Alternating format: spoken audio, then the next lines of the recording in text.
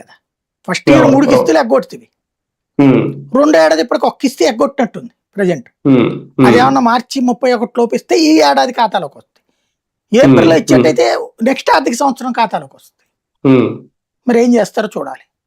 అంటే మేము ఒక భారీ బడ్జెట్ ప్రవేశపెడుతున్నాం, ఒక భారీ నెంబర్ చూపించి అంకెలు పెద్ద చూపించి ఇది ఒక వ్యూహం ప్రకారం ఏమన్నా ముందుకు వెళ్తున్నారా?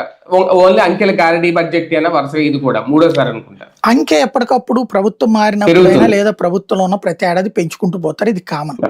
రియాలిటీకి అనుగుణంగా ప్రజల్ని కన్విన్స్ చేయలేరు. ఇందులో అప్పుది ఒకటే అతి పెద్ద బయటపడిపోయింది. ఈనాడులో వీటిలో రానియకుండా చర్చ రానియకుండా చూసారు, కానీ పాపం ఆంధ్రజ్యోతిలో తొందరపడి రాసేశారు. 2017 నుంచి ఉన్న అప్పుల లెక్కల్లో వీళ్ళు చెప్పిందంత పచ్చబద్ధం అని అందులో కూడా తేల్చేశారు. ఓవరాల్ గా వచ్చేటప్పటికి 7.5 లక్షలు అటు, ఇప్పుడు 7.5 లక్షల కోట్లు అంటే చెప్పింది 14.5 లక్షల కోట్లు 5 ఏళ్ల క్రితం చెప్పారు, 3 ఏళ్ల క్రితం చెప్పారు వీళ్ళు కదా. 3 ఏళ్ల క్రితం చెప్పిన 14.5 లక్షల కోట్ల అప్పు డబ్బులు ఎక్కడికి పోయినాయి? ఇప్పుడు పచ్చబద్ధం చెప్పారు అక్కడ. అంటే మాటలకి చేతలకి పొంతనే లేదు.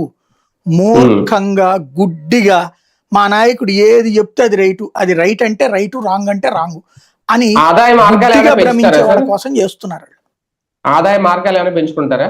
ఏముంది ఇప్పుడు పెంచాలంటే లిక్కర్ షాపులకు సంబంధించిన దాంట్లో ఆదాయం ఏం పెంచుకుంటున్నారు? వ్యక్తులు పెంచుకుంటున్నారు. ఇసుక వ్యక్తులు పెంచుకుంటున్నారు.